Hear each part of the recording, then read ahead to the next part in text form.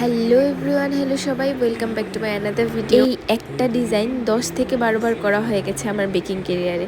না, এটার কথা বলছি না, এটা ছিল 2 পাউন্ডের একটা চকলেট ওভারলোডেড কেক। যেই কেকটার কথা বলেছি ওইটার ফটো ভিডিও শেষে অ্যাড করে দেব। এই কেকটাতে আজকে আমি ইউজ করব রিয়েল ফ্লাওয়ার। অনেক ক্লায়েন্টদেরই কোশ্চেন থাকে যে রিয়েল ফ্লাওয়ার কেকে ইউজ করা আদতে সেফ কিনা, যেহেতু এটা খাওয়ার জিনিস। তো আমি ক্লায়েন্টদের উদ্দেশ্যে বলতে চাই, যদি ফ্লাওয়ারটা ভালোভাবে ক্লিন করে ইউজ করা হয় ওইটা একদমই সেফ হবে। আর আমি নিজেও বাড়ির জন্য অনেক রিয়েল ফ্লাওয়ারের কেক বানিয়েছি। প্রোফাইল চেক করলে দেখতে পাবে পার্সোনালি মা বাবার অ্যানিভার্সারিতেও রিয়েল ফ্লাওয়ারের কেকই করেছি। তো দোকান থেকে কিনে এনে ডাইরেক্ট কেকে না বসিয়ে ভালোভাবে ক্লিন করে ইউজ করাটাই আমি প্রেফার করি।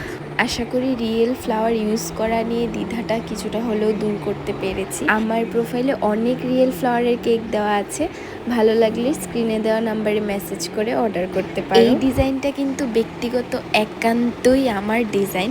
কেক বানাতে বানাতে কিভাবে যেন মাথায় আসলো, তবে বেশ ভালোই লাগছে কিন্তু। আর এই যে সেই ডিজাইন যেটা নাকি এতবার বানানো হয়ে গেছে। সো টাটা সবাই, টাটা এভরিওয়ান, দেখা হবে আবার নেক্সট কোনো ভিডিওতে।